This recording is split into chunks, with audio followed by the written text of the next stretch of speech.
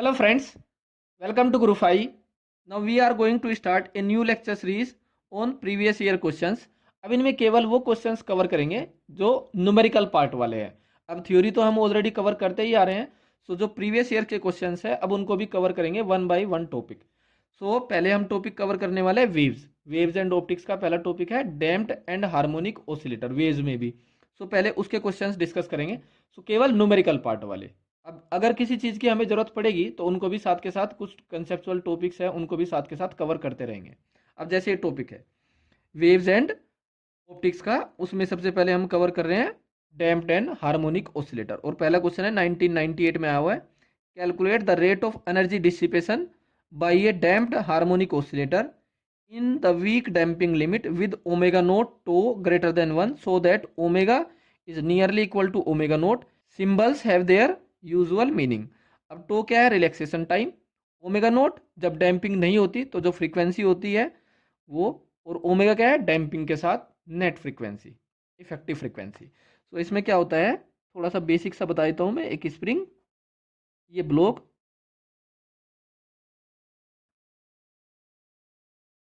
अब अगर इस ब्लॉक की वेलोसिटी इधर है v, तो इस पर दो फोर्स लेंगे, एक तो स्प्रिंग फोर्स x और एक resistive force that is equal to B V. So क्या होता है F equal to minus B V minus K X. So अगर इसको सोल्व करते हैं तो हमें x जो डिस्प्लेसमेंट है पार्टिकल का वो मिलता है a e to the power minus C T, where c is b by two M, damping constant बोलते हैं इसको। कहीं कहीं b को भी बोल देते हैं डैम्पिंग कॉन्स्टेंट, तो ये चीज़ आप ध्यान रखना। So b by two M और a e to the power minus C T, इसको a नोट मान लेते हैं स्टार्टिंग में जो एम्पलीट्यूड है, क्योंकि एम्पलीट्यूड तो घटता जा रहा है ये टाइम के साथ। So sine omega T plus initial phase phi, where omega equal to omega naught square minus C square. Omega naught किसके इक्वल? K by M, without any damping, जो एंगुलर फ्रिक्वेंसी होती है। सो जो एनर्जी होती है इस केस में ये होगी half M X dot square, ये तो काइनेटिक एनर्जी है, और स्प्रिंग की energy half K X square. So जो एनर्जी होती है वो कंटिन्यूसली डिक्रीज होती रहती है। क्यों? क्योंकि इस रेजिस्टिव फोर्स की वजह से। सो जो एम्पलीट्यूड है वो भी कंटिन्यूसली डिक्रीज होता रहता है। सो अगर इसको हम अप्रोक्सीमेट करें इस अप्रोक्सीमेशन का यूज करके, तो जो एनर्जी आएगी हमारे पास वो ये हो जाएगी half M A naught square omega naught square और E to the power minus two C T, इसको हम मान लेते हैं E naught, initial energy at T equal to zero. ये है। तो इस क्वेश्चन में क्या पूछा है हमें?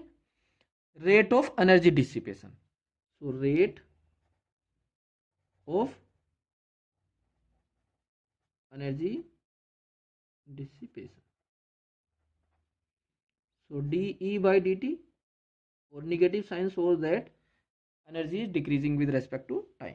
सो इसको डिफ्रेंशिएट करके निकाल लेंगे, माइनस ई नोट, इसका differentiation E to the power minus two C T और फिर माइनस टू सी। तो ये तो ई ही है, तो माइनस माइनस प्लस तो टू सी ई। तो ये है रेट ऑफ एनर्जी डिसिपेशन। अब अगर इसमें हम टाइम कांस्टेंट का यूज़ करते हैं, रिलैक्सेशन टाइम, तो ये कर्व बना लो आप, इधर टाइम और इधर energy E. So initial energy कितनी है? E naught at T equal to zero पर, ई नोट डिक्रीज होती जा रही है। तो एक टाइम ऐसा आएगा जब इसकी वैल्यू ई नोट अपॉन ई, उस टाइम को बोलते हैं हम रिलैक्सेशन टाइम, ठीक है, time constant.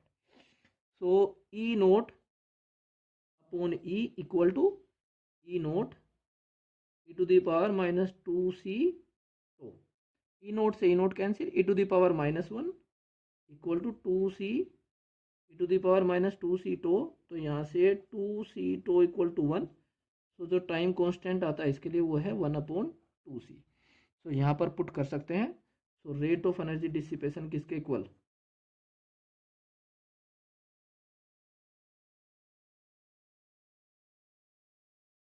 E upon two. This is the rate of energy dissipation, या इसकी टर्म्स में भी हम लिख सकते हैं। और अगर initial rate of energy dissipation निकालें, इनिशियल रेट ऑफ